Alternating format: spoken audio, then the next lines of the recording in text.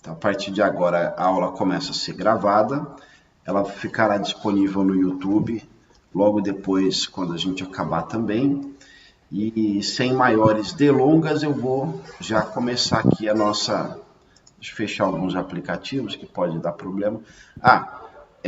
Ainda hoje, no final da aula, eu vou passar um texto para vocês, que vocês farão a leitura e vocês entregarão um questionário pelo Google Forms, que é esse aqui, cujo link eu vou passar também logo daqui a pouquinho para vocês, tá? Tudo no grupo.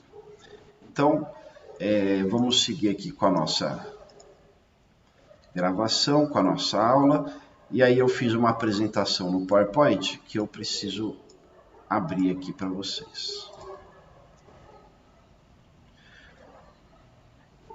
Todos estão enxergando já? Não, né? Não, porque eu não compartilhei a tela. Se eu compartilhar, fica mais fácil.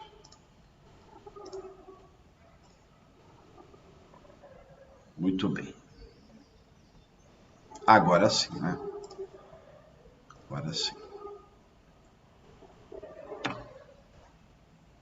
Então, vamos lá. Bom, a gente está continuando aqui, modalidade das obrigações, né? E aí, a gente tem algumas classificações das obrigações.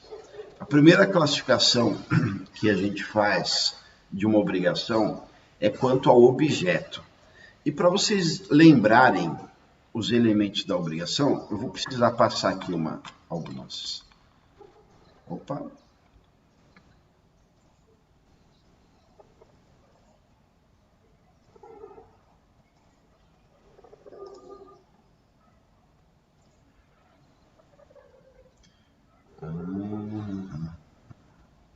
Aqui, elementos da obrigação.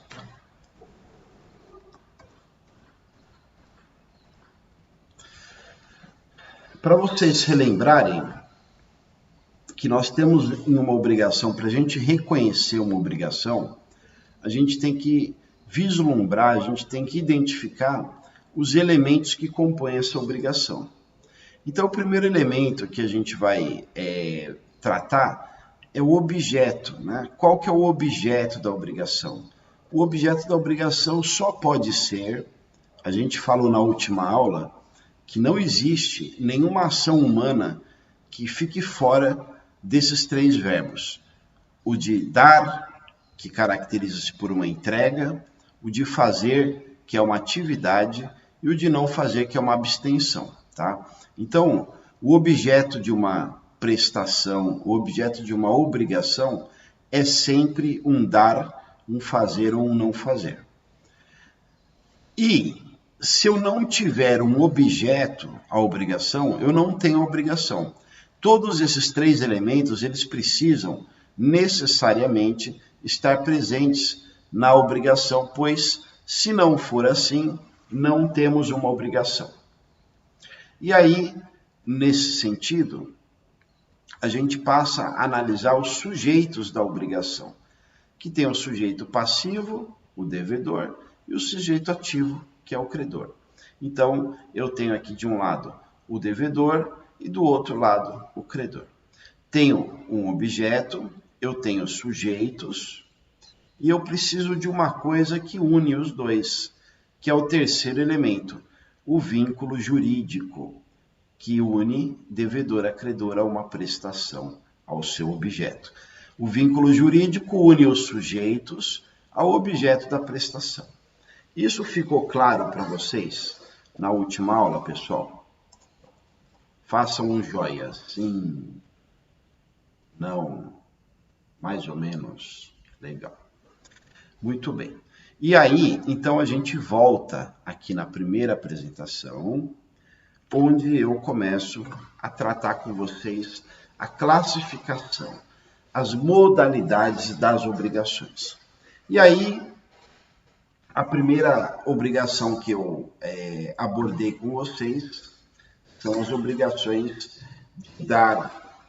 E aí a gente sabe muito bem que a obrigação de dar ela pode ser representada por uma coisa certa ou uma coisa incerta. Nós vamos começar a falar sobre a obrigação de dar coisa incerta. E aqui eu vou fazer uma pausa na apresentação, porque eu quero ver o rosto de vocês. E aí eu vou continuar a minha abordagem. Dizendo, espera um pouquinho que alguém entrou. Dizendo para vocês o seguinte. O que é o conceito de dar uma coisa certa, né? Então, toda vez que eu falar dar, você pensa em entrega. Sempre pense em entrega, tá? O dar é sempre a entrega de uma coisa que você pode tocar. Um objeto, um imóvel, né? Então, isso é o que caracteriza essa obrigação de dar. Para ser uma coisa certa, ela precisa ser passível de uma individualização.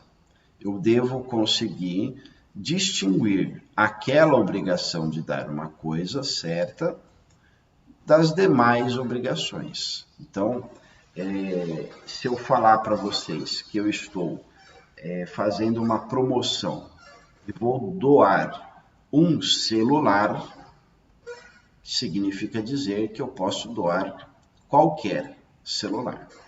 Mas se eu disser que eu vou doar um celular iPhone, eu indiquei para vocês o gênero do objeto, da coisa, e a quantidade. Eu falei um celular. Quando eu falo iPhone, eu estou falando a qualidade dele. Então significa dizer que eu estou dando uma coisa incerta, né? Desculpa, uma coisa certa. Então, como eu especifiquei que eu estou dando um objeto específico, eu estou dando uma coisa certa. Agora, dentre essa especificação, eu posso ter algo que deixe ele ainda mais individual. Se eu disser que eu vou dar um telefone iPhone com um código de série X, casualmente o código de série X é o código de série do meu telefone. Então quer dizer que eu estou doando o meu telefone. Isso significa dizer que eu estou diante de uma obrigação de dar coisa certa. Ou seja, sempre eu vou dar coisa certa quando eu entregar algo que eu possa individualizar ele no mundo, né? Distinguir os aparelhos celulares semelhantes do meu ou semelhantes entre eles, tá? E aí, nesse sentido, a gente tem aqui algumas premissas que eu quero conversar com vocês. Além do principal, a gente também tem a abrangência dos acessórios nesta obrigação de dar coisa certa. O que significa dizer que o que seria um acessório do celular? A capinha é um acessório? É um acessório. Ele se separa, o celular continua. O que é importante a gente lembrar da aula de Direito Civil 2? Esse celular aqui é o principal. Ele existe sem a capinha? Existe. Eu posso jogar fora essa capinha e ele continua sendo um celular. Agora, essa capa de celular, ela tem alguma utilidade sem o celular? Não. Então, geralmente a gente fala que o acessório segue o principal, né? Então, quando a gente tem a abrangência dos acessórios nas obrigações de dar coisa certa, é mera disposição legal, onde o acessório segue o principal.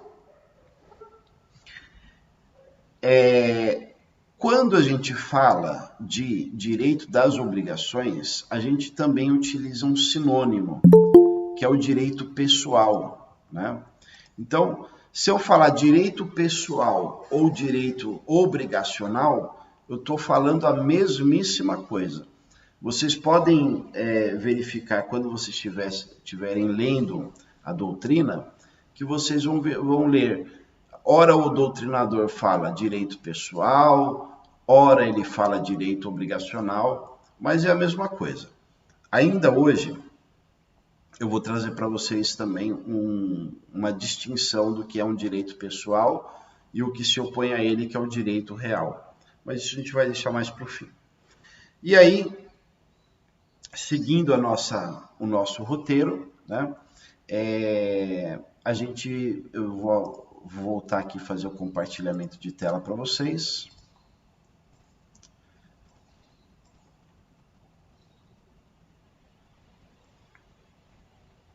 Então, nós temos aqui que a obrigação de dar coisa certa também abrange a obrigação de restituição, né? Então, o que seria essa obrigação de restituição? Observem comigo o seguinte: quando a gente empresta algo a alguém, o que é que a gente espera que essa pessoa a quem tomou emprestado faça? Simplesmente nos devolva, né?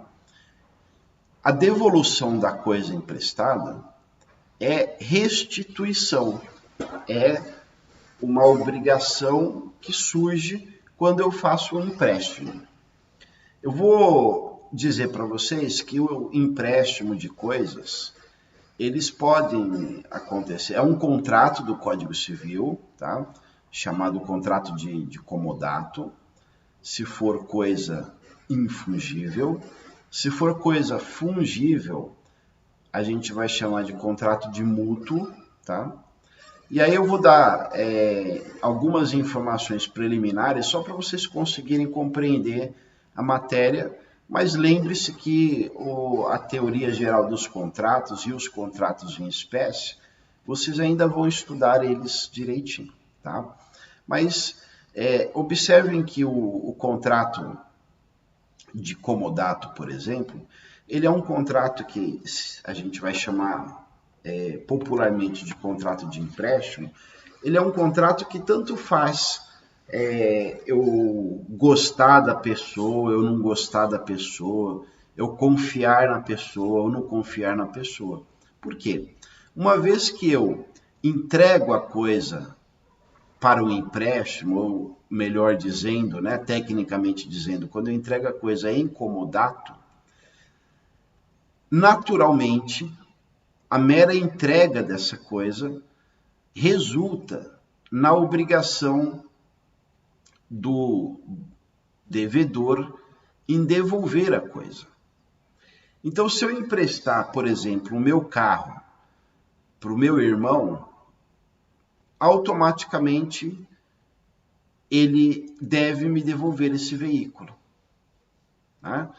Por quê? Porque eu não doei para ele que ele deve continuar com a coisa. Eu não vendi para ele, ocasião que ele também ficaria com a coisa. Eu simplesmente emprestei. E o empréstimo, ele impõe a obrigação de devolver a coisa. O que acontece numa situação muito corriqueira da vida, para vocês entenderem? Existem situações em que acontece um empréstimo por uma mera situação comercial. Então imagine que você contratou um plano de internet para sua casa ou uma TV a cabo. Para que aquela operadora de TV a cabo ou de internet consiga fornecer o serviço que eles comercializam, que eles vendem, é necessário que você tenha um aparelhinho. Se for no caso da internet, é um modem, e se for no caso da TV a cabo, é o decoder, aquele decodificador. Naturalmente, você compraria um modem sem que você tivesse sinal da internet? Não. Você só vai precisar do modem se você tiver o sinal de internet. E aí, nesse sentido, a operadora, para viabilizar o negócio deles, eles entregam para vocês um aparelho o modem ou o decodificador. A que título que eles entregam isso? É o empréstimo. É o empréstimo gratuito, portanto é um comodato. Você não paga nada por isso. Se você falar assim, olha, não, eu tenho um modem aqui, eu vou usar o meu. Não vai mudar nada. Ele fala, não tem importância, a gente prefere usar o nosso. Se quebrar, eles vão substituir. Aí vai ter uma série de regras lá do 500, artigo 500 e pouco do contrato de comodato. Mas onde que eu quero chegar? Eu quero chegar aqui. A depender da natureza que a coisa foi entregue para o credor, para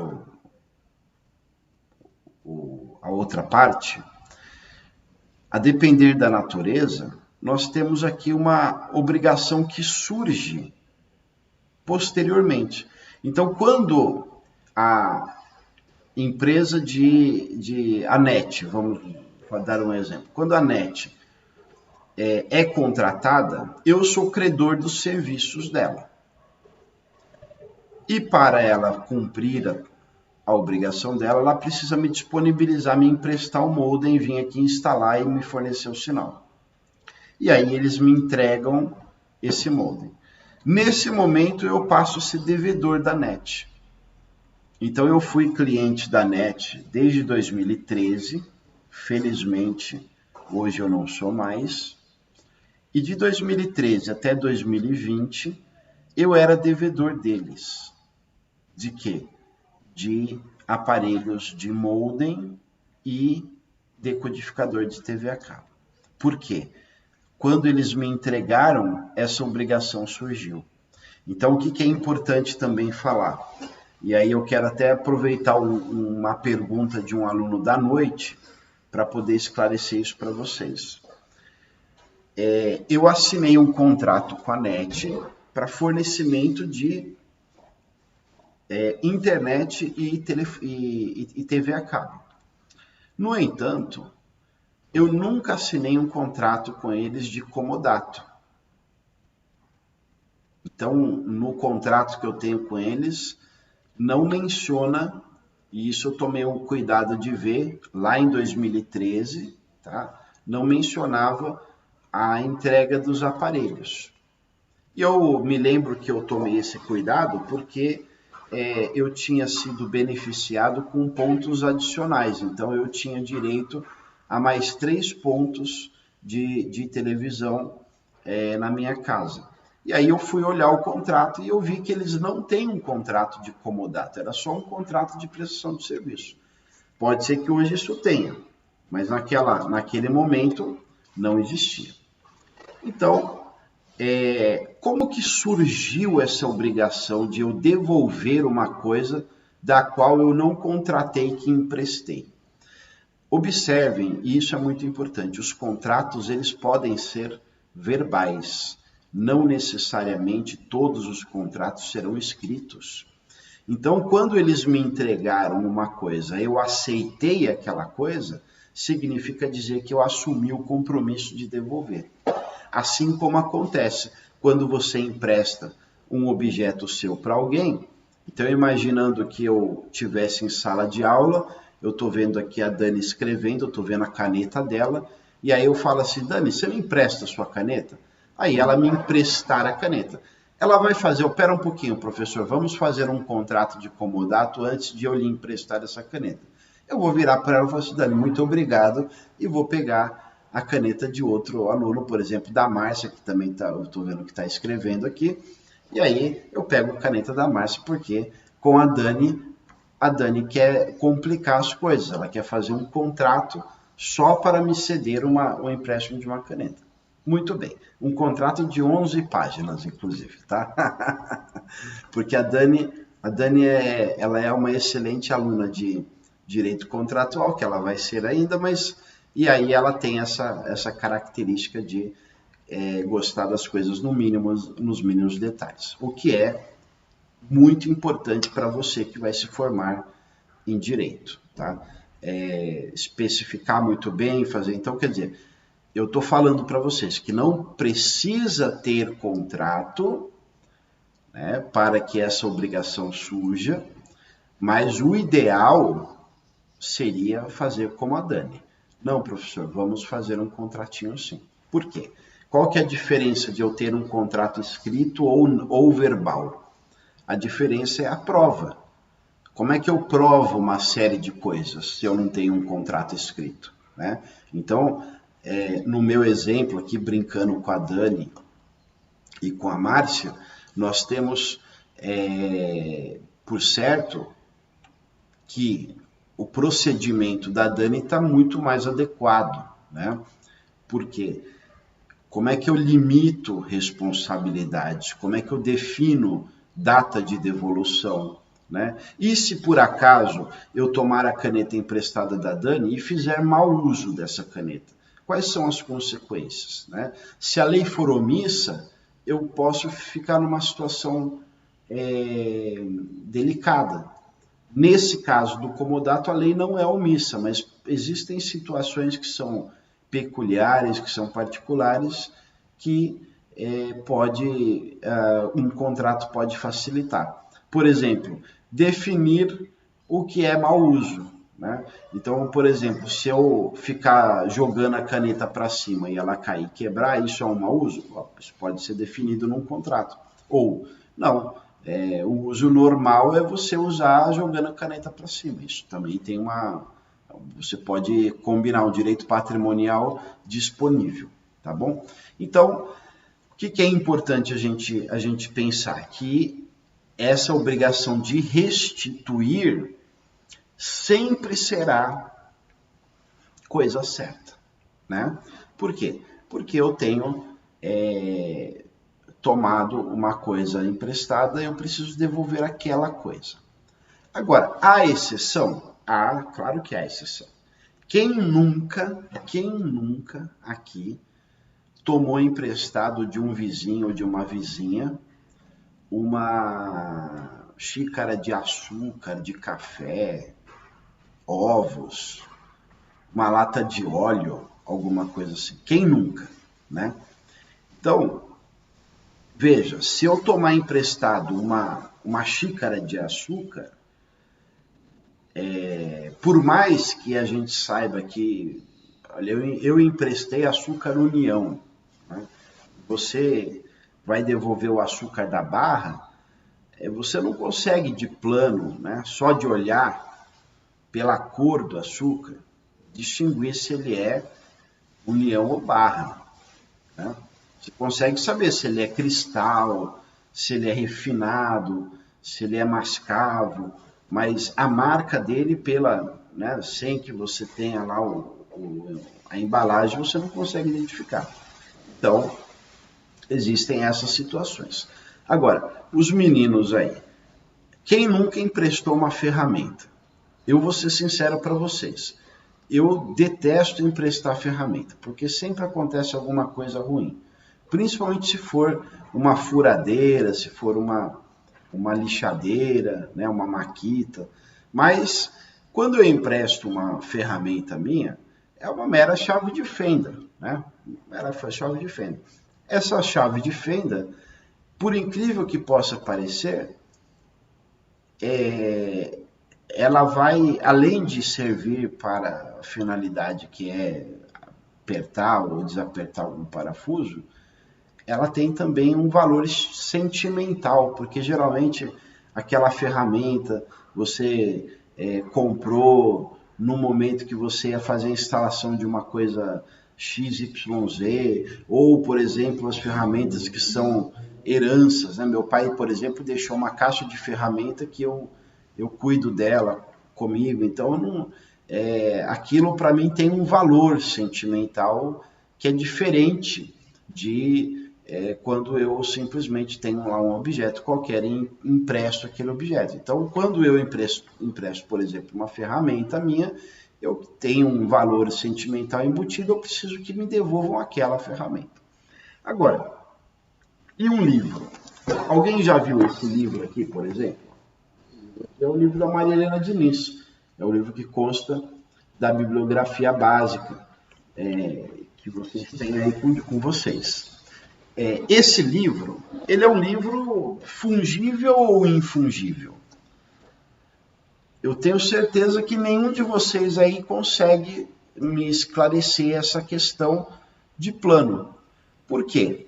Ele é fungível, professor. Ele é fungível, ok. Mas e se eu disser para você que esse livro aqui, ó,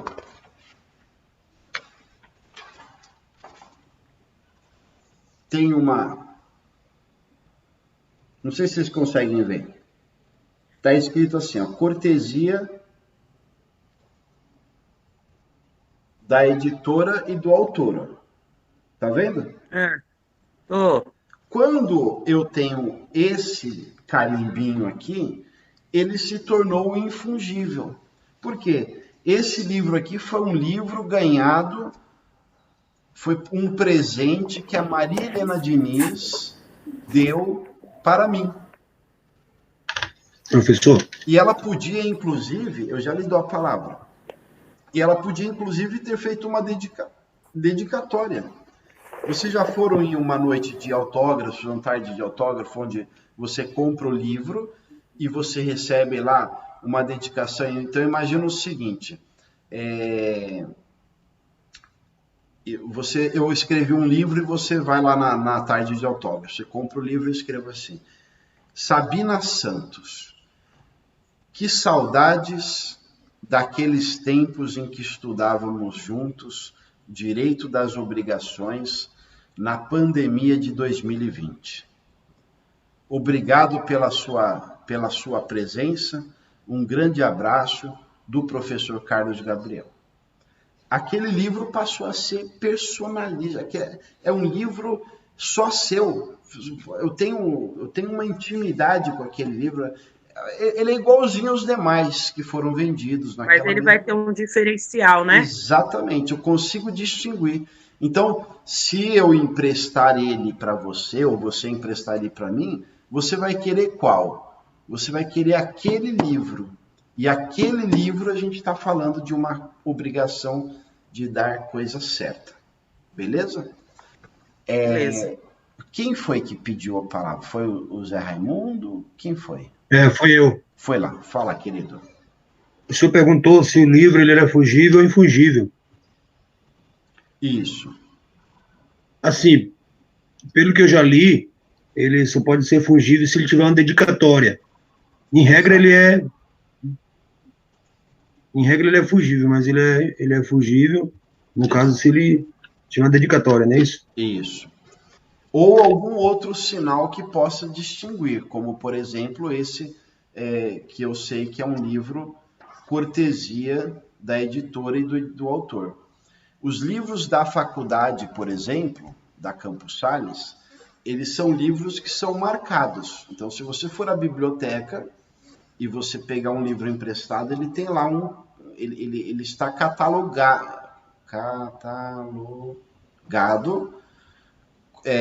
com um número distintivo dele junto à instituição, né? Então, por essa razão, nós temos aqui um sinal que o identifica, tá bom? Bom, vamos seguir aqui. Vocês estão vendo o PowerPoint de novo? Sim? Sim. Agora não, porque eu tirei que eu queria ver vocês. Então, vamos lá. Agora, uma coisa importante, ó. Consequências da perda da coisa. Então, vamos dizer que eu estou diante de uma obrigação de dar, né, uma coisa, e aí eu vou dar um exemplo que aconteceu no ano de 1993. Eu tenho um primo que chama-se Edgar, e esse meu primo que mora no interior, ele veio passar uns tempos na minha casa. Naquela época eu já trabalhava. E eu justamente saí para ir trabalhar. Eu trabalhava meio período e depois no outro período eu estudava. Eu não estudava à noite nessa ocasião ainda. Bom, eu pensei comigo, eu falei assim, o meu primo veio para ficar comigo, não é justo que ele fique aqui em casa sentado vendo televisão. Então, eu emprestei a minha bicicleta para ele. Quando eu emprestei a minha bicicleta para ele, o que é que surgiu? Surgiu uma obrigação de ele me devolver, correto? Muito bem. Para minha surpresa, o que o meu primo faz? Ele pega a minha bicicleta, se locomove até um fliperama que tinha no bairro, estaciona a bicicleta em frente a esse estabelecimento, que inclusive eu nunca fui muito fã de fliperama, porque é videogame, e eu também nunca fui muito ligado em videogame. Eu sei que isso vai mudar logo logo, porque logo logo o Dudu vai querer, o meu filhotinho vai querer jogar videogame, e eu vou ter que jogar com ele, mas particularmente eu não gosto. Então, acontece que o meu primo parou a bicicleta em frente a esse estabelecimento, e aí eu vou parar um pouco a história, tá? Vou parar um pouco a história e vou dar 2 cenários. O primeiro cenário que eu vou contar para vocês é que a bicicleta foi furtada por uma pessoa desconhecida, e só que essa bicicleta ela estava presa num cadeado, tá? E o meu primo tinha ficado olhando. No outro cenário, essa bicicleta não foi presa com cadeado e ela ficou ali dando bobeira, dando sopa em frente ao estabelecimento, tá? O fato é que o resultado é que a bicicleta foi furtada, então, portanto, houve perda da coisa. Ou seja, aquela bicicleta, o meu primo nunca mais vai conseguir me devolver. A gente pode pensar numa solução, que eu vou falar para vocês como é que a lei resolve isso. Mas antes a gente precisa entender uma coisa muito importante. Toda vez que a gente estiver falando sobre perda ou deterioração de uma coisa, a gente vai precisar analisar isso que eu quero pensar com vocês. Então vamos lá. O que a gente tem que pensar? Se há culpa ou não há culpa do devedor. Eu vou pedir para 3 alunos abrirem o microfone, e aí eu vou fazer algumas perguntas para vocês. Vamos considerar o primeiro cenário. Meu primo parou a bicicleta em frente ao fliperama, não prendeu, não tomou qualquer tipo de cuidado, e a bicicleta foi furtada. Pergunto para vocês, ele teve culpa?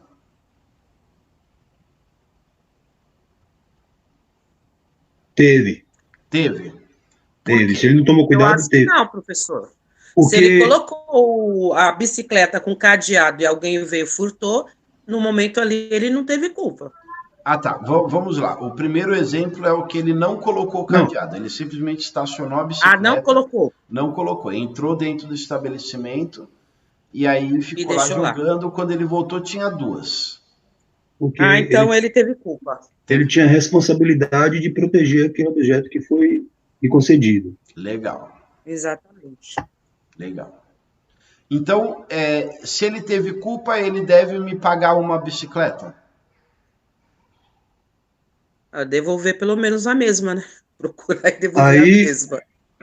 Mas não tem como, então ele tem que me dar uma bicicleta. Isso seria justo? Teria que dar. Teria que dar. Seria justo. Legal. Muito bem.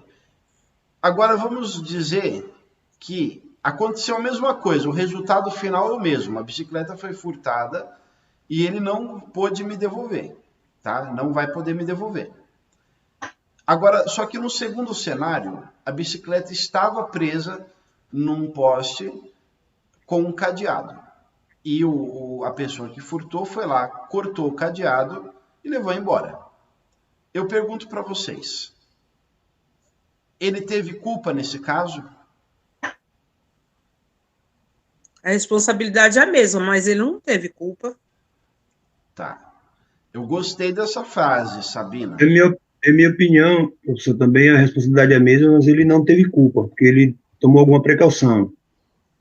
Legal. Então vamos lá. Responsabilidade é a mesma quer dizer que em ambos os casos, como ele não vai poder me devolver, ele tem que me dar uma outra bicicleta ou me dar o dinheiro equivalente. É isso? Não, no ambos os Não, casos não, depende. não. Por quê? Porque envolve já. Vocês falaram para mim assim, a responsabilidade é a mesma. A responsabilidade é a mesma, mas o fato dele ter sido responsável de colocar um cadeado e foi furtado, não é a mesma situação dele não ter colocado o cadeado. Mas ele não estava num lugar num fliperama, num lugar de má conduta? Ah, mas aí já existe uma garantia de colocar um cadeado e não colocar um cadeado. Tá. Alguém aqui acha que em ambos os casos ele precisa me indenizar? Precisa... Porque, veja, eu emprestei a bicicleta, né? Eu vou te deixar falar, Márcia, mas olha, vamos lá. Eu emprestei a bicicleta de boa fé, fui trabalhar e emprestei a bicicleta para o meu primo ter uma diversão, um lazer. Ao invés de ele andar com a bicicleta, ele estacionou a bicicleta. Tudo bem se ele colocou o cadeado ou não, para mim não importa. O que importa, e eu tô contando para vocês o que é que eu senti na época, tá? Eu fiquei pé da vida. Imagina, minha bicicleta era meu meio de transporte. Eu não fazia nada sem minha bicicleta. Eu emprestei para ele o meu bem mais precioso que eu tinha, inclusive de maior valor. Detalhe, sabe como é que eu comprei aquela bicicleta? Eu vendi sucata, juntei dinheiro e comprei aquela bicicleta. Então pensa como eu fiquei contente quando isso aconteceu. Eu não queria nem saber se ele tinha prendido ou não a bicicleta. Mas eu quero ouvir, já eu ouço a Janilda, é que a Márcia tinha chamado primeiro. Márcia, o que você ia dizer? Bom dia. Bom dia. Nos dois casos, ele tem a mesma responsabilidade de devolver a coisa certa. A mesma coisa, então, independente de culpa ou não.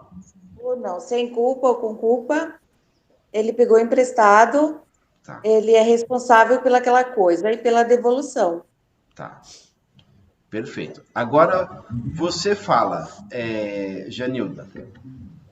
Então, professor, bom dia. Bom dia. É isso mesmo. Por exemplo, se o senhor pega algo meu emprestado, por exemplo, um carro, e é furtado, assim, desculpa a expressão, eu não quero saber, o senhor vai me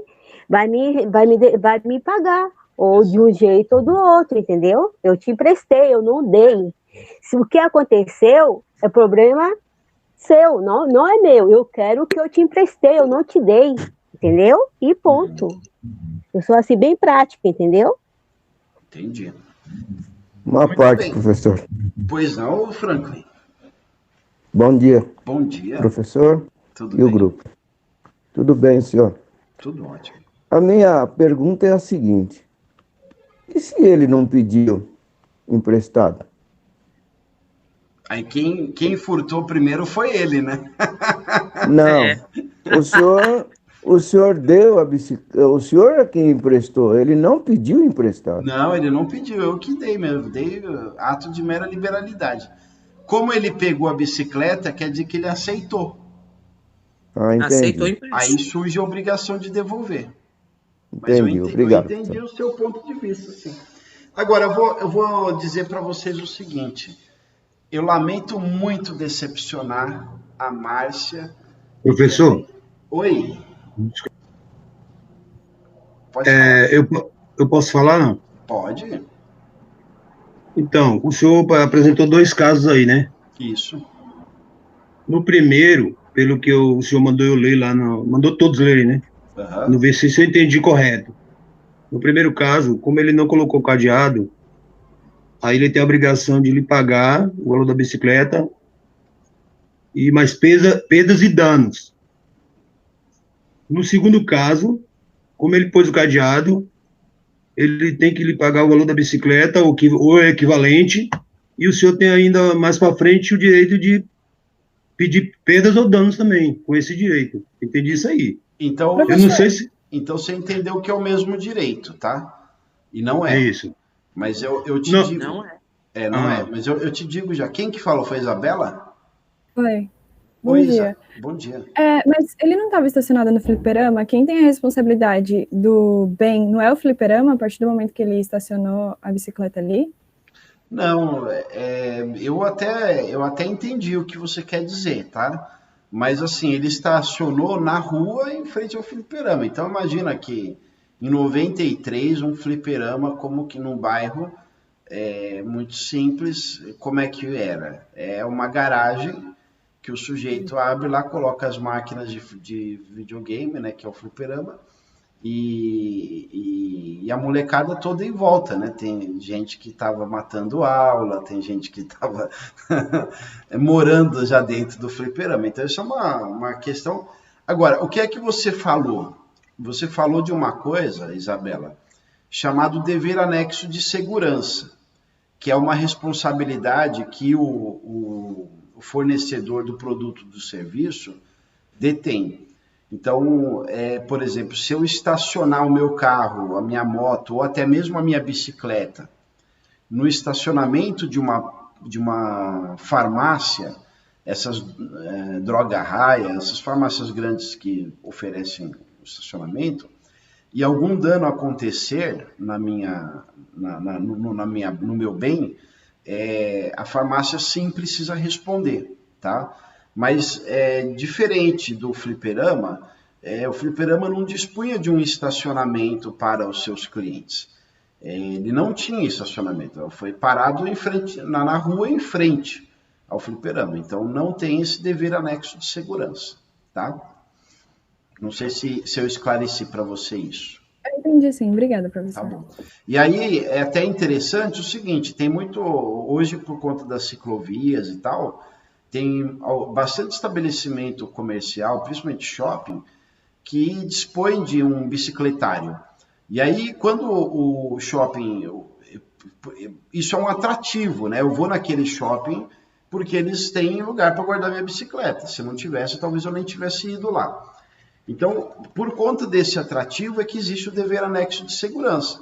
Então, quando eu coloco a bicicleta nesse bicicletário, o que o shopping precisa fazer? Ou ele fornecer um cadeado para eu poder levar a chave, ou ele colocar uma pessoa lá para ficar olhando o bicicletário.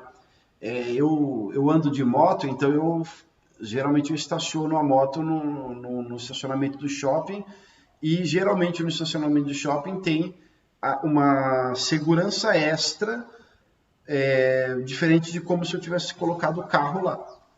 Por quê? Porque algum problema que aconteça com a minha moto ou com a minha bicicleta, o shopping vai responder sim. Foi perfeita a intervenção da Isabela. Mas agora eu vou dizer para vocês o seguinte, que eu lamento muito decepcionar tanto a Jamilda como a Marcinha, para dizer o seguinte, essa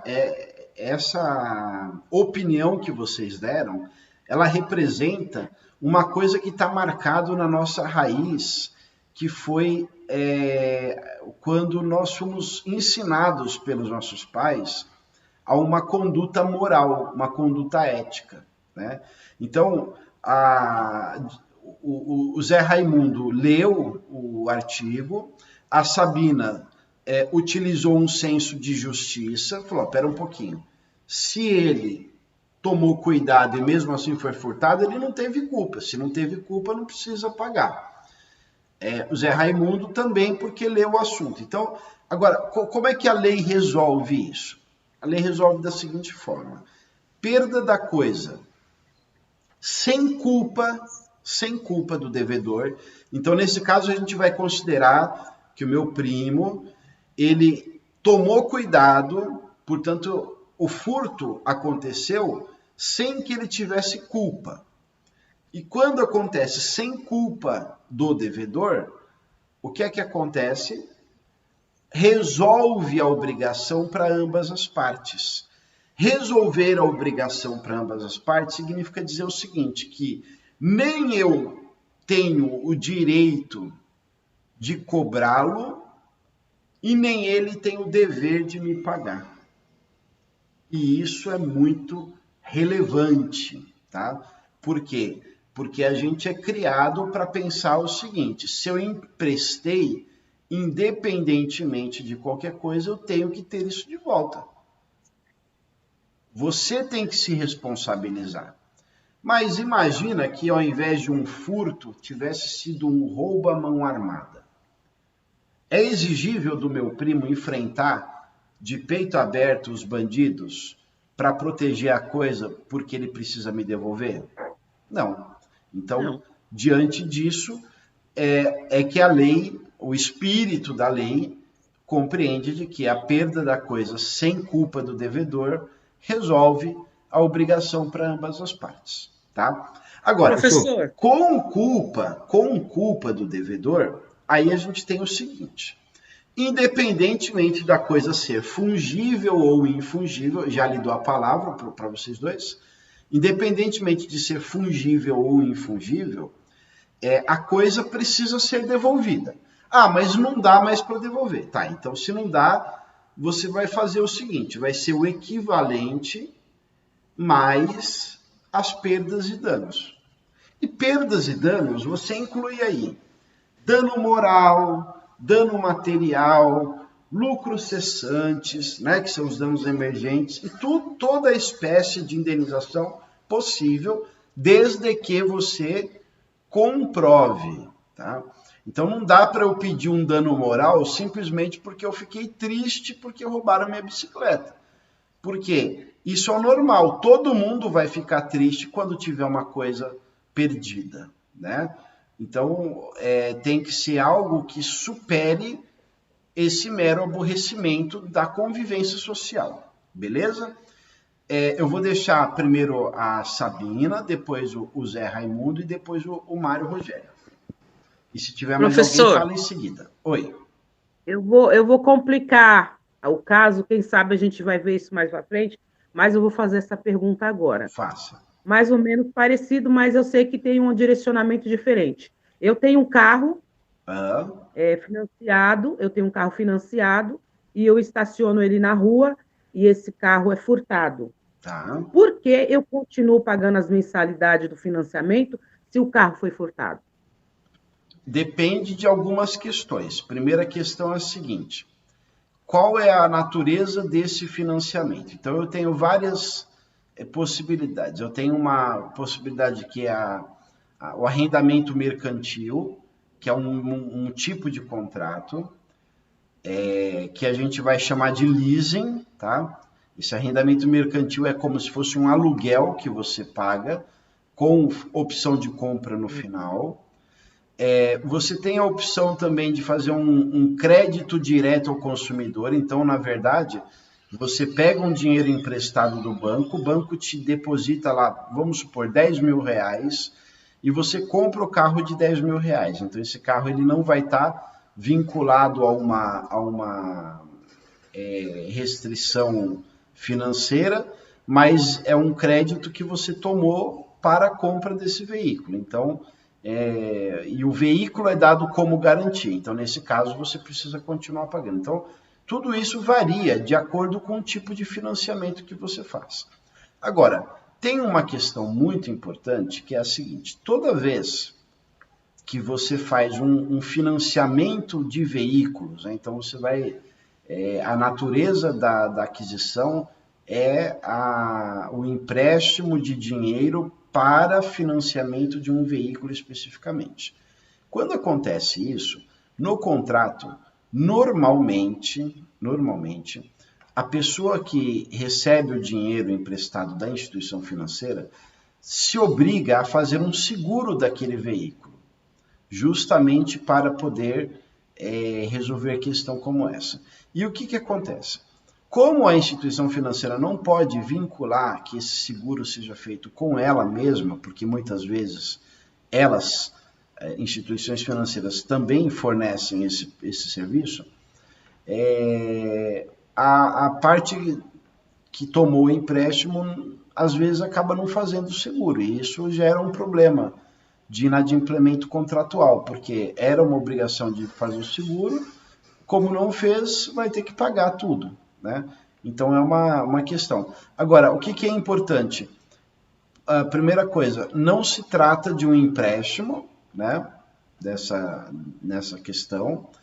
E segundo, o teu raciocínio foi brilhante, brilhante. Por quê? Em que pese o fato de não ser um empréstimo, nós não estamos falando aqui que a obrigação de dar sempre vai ser por razão de um empréstimo. Pode ser em razão de compra e venda, sim, tá? Pode ser em razão de qualquer outro tipo de contrato, inclusive de doação. E, nesse caso, a perda da coisa sem culpa do devedor deveria sim gerar a resolução do contrato para ambas as partes. Mas o fato é que, diferente do que aconteceria numa compra e venda a prazo, diretamente com o próprio vendedor, o que é que você faz? Você vai numa loja, você escolhe um carro, porque afinal o banco não vende carro, e aí você faz um outro contrato com a financeira ou com a instituição financeira para financiar, para possibilitar a sua aquisição daquele bem. Se eu tivesse vendido um carro para você, eu, Carlos Gabriel, vendi um carro para você, você vai me pagar em 10 parcelas de R$3.000. O carro custa R$30.000. 10 parcelas de R$3.000. E quando você pagar a terceira parcela, a coisa se perder, eventualmente, no nosso contrato, a gente pode ter resolução do contrato, sim, tá? Mas quando a gente tem um financiamento bancário, a gente tem um outro contrato que justamente descaracteriza isso. Isso é assim porque o banco ele não poderia correr esse risco, né? Entendeu? Mas é perfeita a sua... Eu gostei muito do teu raciocínio, foi muito profundo, muito, muito bacana. Parabéns. José Raimundo. Professor, no caso no segundo caso, sem culpa, né, do devedor. Aí, no caso, se ele, aí encerrando a obrigação ali, a responsabilidade, o contrato, no caso, esse caso aí, no caso, então, se amolda o 238, então, o artigo 238 do Código Civil? Sim. Era só isso que eu queria saber. Sim. Obrigado, viu? Tá bom. Imagina. Bom, agora eu vou fazer vou dar a palavra para o Mário Rogério e aí a gente vai fazer um fechamento desse assunto, tá? Vamos lá, Mário. Tá, sobre o exemplo da bicicleta, professor. Preciso de uma parte depois. Pois não. Por exemplo, perda da coisa sem culpa do devedor resolve a obrigação entre as partes, né? Tudo bem, a pessoa não teve culpa porque passou o cadeado na bicicleta e aí o dono, no caso, não gerou um vínculo. Quando ele emprestou, a pessoa aceitou, ou ele, por algum motivo, entregou aquele bem, aquele objeto para a pessoa não negou, gerou um vínculo. E aí ele vai ficar, no caso da bicicleta, tudo bem, o valor é um valor baixo, dependendo da bicicleta, né? Se não for uma bicicleta esportiva. Mas, ou até mesmo se não for... não tiver um valor, igual o caso da ferramenta, que você deu um exemplo da ferramenta do seu pai, querido pai. E a pessoa vai resolver entre as partes, vai depender da consciência do colega ou do primo para receber, para ser restituído esse bem, ou não vai receber de jeito nenhum? O que nós estamos tratando aqui no nosso curso de Direito Obrigacional são as obrigações que são possíveis de ser exigidas judicialmente, né? Então, se no caso da bicicleta, por exemplo, meu primo tivesse agido sem culpa, eu nunca poderia ingressar em juízo cobrar dele essa bicicleta, tá? Infelizmente, quando a gente fala sobre resolver a obrigação, quer dizer que a obrigação acaba, ela se extingue, tá? Pela perda da coisa. Então, isso é resolver a obrigação. Na verdade, não é resolver entre nós, mas a resolução da obrigação é no sentido de colocar um fim na obrigação. Isso significa dizer que o efeito será: nem eu devo e nem você me deve, né? Nem eu tenho direito e nem ele me deve. Nem eu tenho direito de receber a bicicleta, nem ele me deve a bicicleta. Portanto, eu não posso exigir dele juridicamente. No campo do direito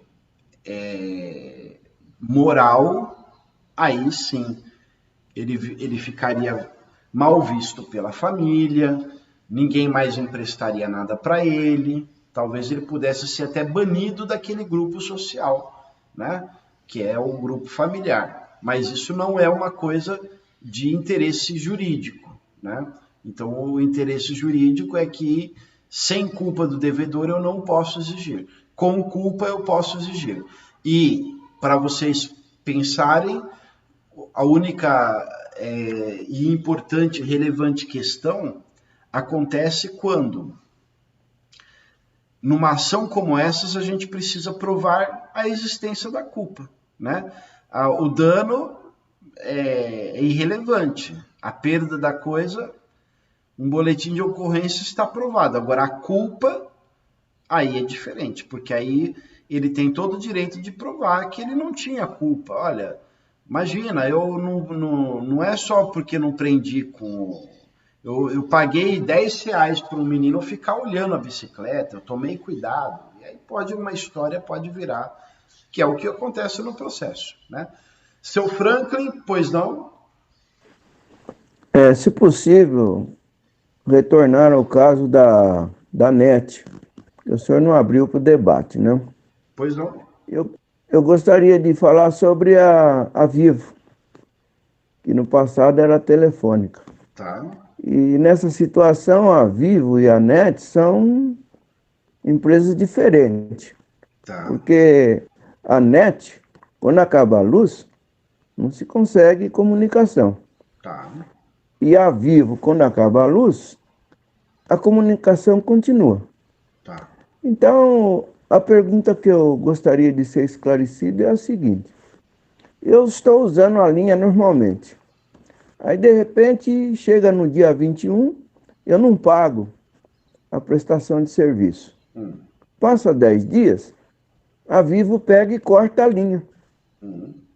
Aí passa mais 10 dias, eu vou lá, faço um acordo e pago a multa. E a linha retorna. Eu penso que a Vivo não deveria cobrar esse tempo de rompimento que eu não usei a linha. Eu sou obrigada a pagar o uso da linha e mais a multa.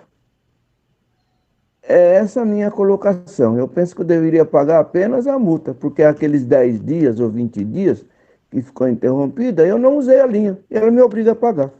Certo. Tá certo. E não tem como resolver isso? Está em contrato? Aí é uma outra relação jurídica que foge um pouco do tema da nossa aula, mas que num momento oportuno a gente pode conversar sobre isso. Mas todo o inadimplemento, ou seja, toda falta de cumprimento da obrigação, pode dar ensejo a uma responsabilização. No caso, quem deixa de pagar a conta tem que pagar uma multa. E, por outro lado, se a empresa deixa de fornecer o serviço, também deveria pagar uma multa. E se você distribuir uma ação para cobrar isso, você tem todo o direito de cobrar, de receber uma punição pela ausência do serviço prestado. Ou, muitas vezes, até a diminuição do valor cobrado. Tá bom? Eu vou seguir, então, imagina, vou seguir aqui, então, só para fazer um fechamento, eu queria que vocês pensassem o seguinte, que toda vez que eu estiver diante de perda ou deterioração da coisa, eu preciso analisar a culpa, e isso que é a mensagem que precisa ficar registrada aqui com vocês, beleza? Então, vamos lá. Importante, né? Perecimento da coisa é sinônimo de perda total. Deterioração é perda parcial, tá? Então, quando a doutrina ou a questão da prova vier perecimento, quer dizer que houve uma perda total, que a coisa não presta mais ou não existe mais. E uma deterioração é uma perda parcial. Então, eu emprestei o carro para o meu amigo, ou ele deteriorou o meu veículo, ou seja, ele amassou, ele avariou, mas não, o veículo continua existindo, e nesse sentido, a perda que eu tenho é parcial, tá? Quando eu tenho uma perda parcial, o credor pode aceitar a coisa de volta, abatendo o valor dessa deterioração, tá? Obrigação de dar coisa incerta, a gente já falou, ela é indicada pelo menos pelo gênero ou pela quantidade, né? É a entrega da coisa que não pode ser especificada ou individualizada. O devedor se compromete a entregar um telefone, ou seja, quantidade e gênero, celular. O credor não pode exigir um iPhone, no caso desse, tá bem? Agora vamos falar sobre a obrigação de fazer infungível. Quando eu abordei com vocês o tema, eu tratei que nós tínhamos duas modalidades de obrigação de fazer. A obrigação de fazer fungível e a infungível. Eu fiz aqui algumas anotações para trazer para vocês. Então, a infungível, para vocês sempre gravarem, infungível você pode colocar aqui também, ó, insubstituível, certo? Para vocês lembrarem que tudo que é infungível é insubstituível, assim fica mais fácil. Essa obrigação de fazer, que consiste sempre numa atividade, correto? Ela é conhecida como uma obrigação personalíssima. Obrigação intuito persona. Significa dizer que as características do devedor são relevantes. Olha que interessante. Quando que as características do devedor são relevantes? Existe um médico especializado em cirurgia plástica. Esse médico, na verdade, hoje ele faleceu, é o Dr. Ivo Pitangui. Falou em cirurgia plástica, você fala que ele é o papa da cirurgia plástica, ele é o pai da cirurgia plástica, é o melhor cirurgião plástico que se teve. Isso tudo há de se fazer uma pequena ressalva no sentido de que o melhor é porque ele fez ele tem o maior renome, né? O marketing dele foi muito bom. Não quer dizer que não haja outro profissional que seja melhor que ele, mas o fato é que ele é reconhecido como sendo o melhor. E aí eu quero fazer uma cirurgia plástica, porque eu estou achando que o meu rosto não está muito bonito. Eu estou querendo me parecer com um galãzão de novela. E se vocês me pedissem, fale o nome de uma estrela da televisão, eu saberia, mas um galã de novela eu não sei quem é. Então eu vou me socorrer da Silvia para falar o nome de um galãzão bonito da novela.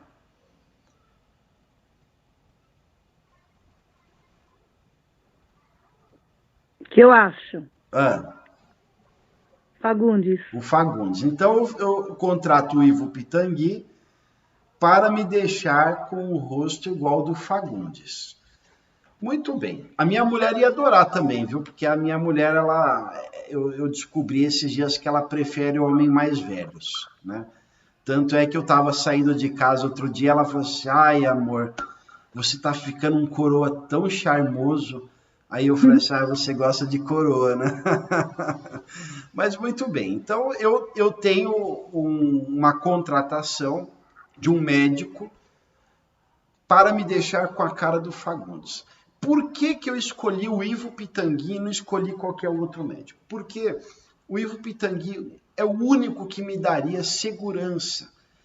Todos os atributos do devedor, da pessoa do Pitangui, o fato de ele ser muito experiente, do fato de ele ter muitos casos de sucesso, me levou até a pagar um pouco mais por isso.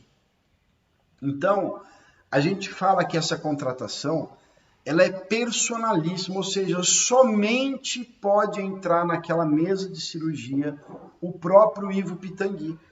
Porque se for outra pessoa, eu não aceito. Eu contratei somente aquele profissional. Então, imagina, Silvia, que você vai no meu escritório e você fala assim, olha, professor, eu tenho aqui uma ação que eu sou ré. É uma ação de indenização de um acidente de trânsito e tal, e estão dizendo que eu sou culpada, mas eu não sou culpada. E eu quero trazer esse caso para o senhor.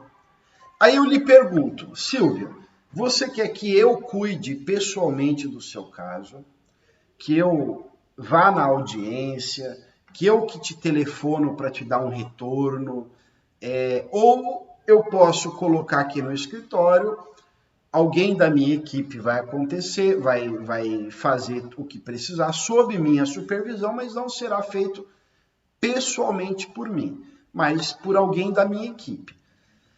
E, para isso, no dia da audiência, pode ser até que eu vá, a depender da agenda, mas eu não te garanto que serei eu. Pode ser que seja um advogado do escritório.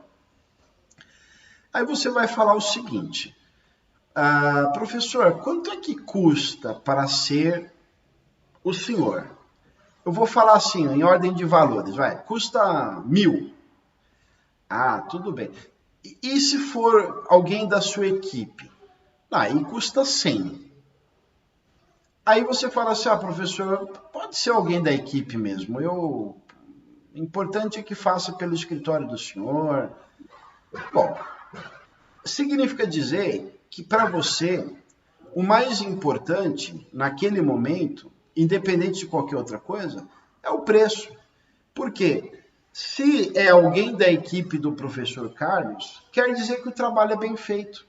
É ele quem é o supervisor, é ele quem verifica as petições. Então, eu estou tranquila.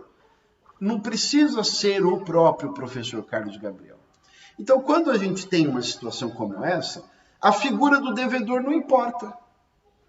Já no caso do Ivo Pitangui, se aparecer alguém da equipe dele, vai importar, porque eu quero aquele profissional, aquele devedor é o que faz importante. Então, as características, os atributos, faz toda a diferença para o cumprimento dessa obrigação.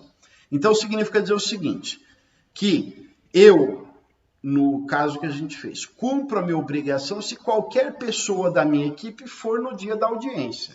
Se qualquer pessoa da minha equipe cumprir o prazo ajustado, convencionado.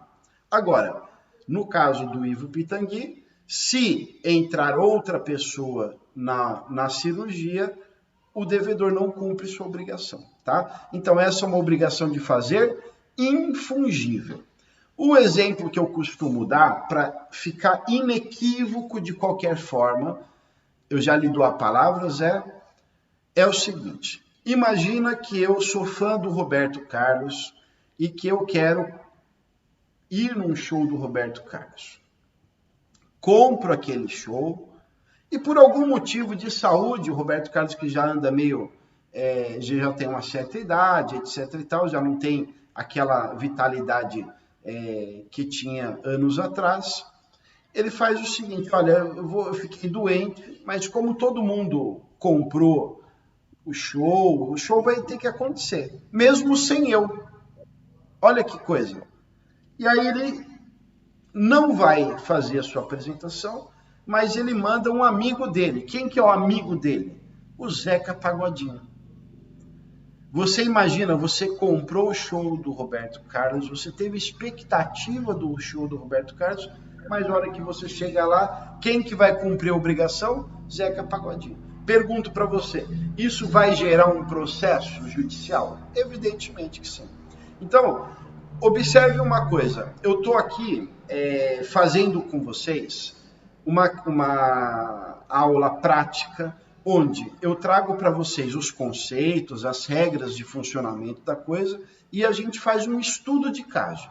Então, poderia ser um estudo de caso, por exemplo, toda uma história de contextualização de um sujeito que gosta muito do Roberto Carlos, etc e tal, e que compra o show, e que vai naquele dia esperado. Imagina, eu vou levar minha mãe, eu sou fã do Roberto Carlos, a minha mãe, ela é fã.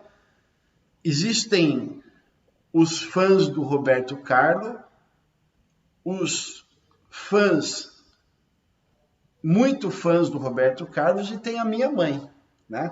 Para vocês verem como ela é fã dele. Então eu vou levar a minha mãe. Ela ficou feliz, ela comprou até um vestido, e aí eu dou todo um contexto. Quando vai ser cumprida a obrigação, aparece, é devagar. Não é. Deixa a vida me levar, a vida leva eu. Aí o que acontece? Há uma frustração horrorosa. Eu pergunto para você como sendo um estudo de caso, Silvinha do meu coração. Simplesmente me devolver o dinheiro indeniza esse inadimplemento? Paguei R$100, a empresa vai lá e me dá R$100. Tá bom, não é o Roberto Carlos, tá aqui. Eu coloquei toda aquela expectativa. O que você acha? R$100 de devolução do ingresso? Não. Por quê? Por quê? Eu não ia aceitar só isso, porque é frustração, né? Exatamente. Então, observem, houve um mero aborrecimento contratual? Não. Houve um tremendo aborrecimento contratual. Superou e causou dano. Por quê? Porque eu queria presentear a minha mãe com um show do Roberto Carlos. A gente ia ter um momento nosso de mãe e filho incrível e aparece lá o Zeca Pagodinho. Então, é para vocês verem que a gente está fazendo aqui uma aula prática para vocês sempre encaixarem situações do cotidiano. Como é que eu vou provar tudo isso? Aí, pessoal, é questão de direito processual, né? Então, imagina que, para enfeitar a história toda, minha mãe postou no Facebook, hoje é o dia, e ela é presidente do fã-clube do Roberto Carlos, ela tem lá um altar de idolatria do próprio Roberto Carlos, entendeu? Então, todas essas situações dão conta de que aquele mero aborrecimento... Agora, imagina uma seguinte situação. A gente sabe que ela é tanto fã do Roberto Carlos quanto do Zeca Pagodinho. Ela vai... beleza. Vida leva eu... Não. Acabou. Se divertiu. Por quê? Porque ali ela não estava preocupada com a pessoa do devedor, com o Roberto Carlos. Ela estava preocupada em ter um entretenimento. Era um sábado à noite, saímos, conversamos, nos divertimos e valeu. Beleza. Logo, não teve nem inadimplemento e nem dano. Então, imagina que ao invés de eu ter comprado um show do Roberto Carlos, eu comprei o ingresso da festa da Rádio Nativa FM, que teria como apresentação principal o Roberto Carlos. Mas, por algum motivo de organização, de agenda, etc. e tal, de saúde, no fim das contas, ele não pôde participar. E aí, mandaram o Zeca Pagodinho. Beleza? Beleza. Por quê? Eu não comprei o show do Roberto Carlos, eu comprei o ingresso para participar da festa de comemoração da rádio, que ia ter alguns artistas de música popular brasileira. Roberto Carlos é música popular brasileira? É. Zeca Pagodinho é? É. Pagou? Pagou. Obrigação cumprida. Beleza? Vai lá, meu amigo Zé Raimundo. Não, professor, eu queria saber se a gente vai tomar um cafezinho. Vamos. Mas é agora? Assim? Não, mas aí o senhor que diz o horário. O horário passou, mas o senhor dita aí. Deixa eu... É 9h25. Conclua o seu raciocínio. Tá, deixa eu ver aqui. Tá bom, vai, a gente para agora então, e aí depois a gente começa com as obrigações de fazer fungível. Quanto tempo mas tá boa a aula, professor. Quanto tempo a gente demora?